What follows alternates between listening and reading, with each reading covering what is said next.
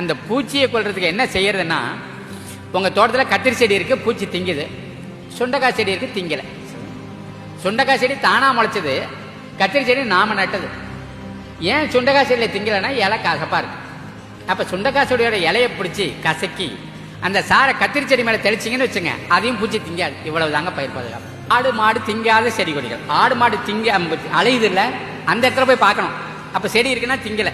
வெள்ளாடு நஞ்சில் 4 வாய் வைக்கும், அதுக்கு மேலே வைக்காது. அதுதான் இயற்கை செடி அங்கே நிற்கிது. அதை மட்டும் மனசில் வச்சுங்க. அதான் மெயின்.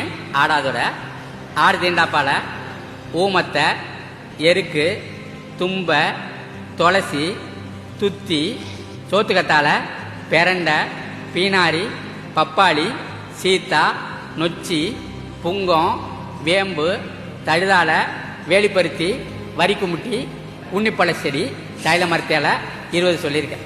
எதுக்காக 20 சொல்கிறோம்னா, எங்கள் ஊரில் இந்த செடியெல்லாம் இல்லைன்னு யாரும் சொல்லக்கூடாது. இது 5-6 செடி எல்லா ஊர்லேயும் இருக்கு. அந்த வேம்பில் மட்டும் இலைய விடவும் விதை விசேடம், அவ்வளோதான் தெரிஞ்சுக்கணும். இந்த 5 கொண்டு வந்து கீழே கட்டையை வச்சு துண்டு துண்டாக வெட்டுறது, உரலை போட்டு இடிச்சா சட்னி மாதிரி வந்துடும். பானைக்குள்ளே போடுறது, கழுத்தளவு போடுறது. அதை பானையை குப்பை குழியில் கழுத்தளவு போய்ச்சிடுறது. மூத்திரத்தை, மாட்டு மூத்திரத்தை பிடிச்சி ஊற்றி நிரப்பிடுறது. மூத்திரம் பட்ட வைக்கல மாடே திங்காது, அதுவே விஷம். சரிதானா? அதை இதுவும் சேர்ந்துடும் போது இது பக்கா விஷமாயிடுது. இதில் 1க்கு 10 பங்கு தண்ணி சேர்த்து ஸ்ப்ரே பண்ணும். 10 நாள் ஆச்சுன்னா வாசனை வந்துடுது, குளிச்சிடுது, ரெடி ஆகிடுது. கையை வைக்கப்படாது, எரிக்கும், அரியும், புண்ணாவும். அப்போ அதை 10 பங்கு தண்ணி சேர்த்து தெளிச்சிங்கன்னா எல்லா பூச்சியும் ஓடுது, எல்லா நோயும் ஓடுது. ஒரு பானையில் தயார் பண்ணிங்கன்னா 1 ஏக்கருக்கு அடிக்கலாம்.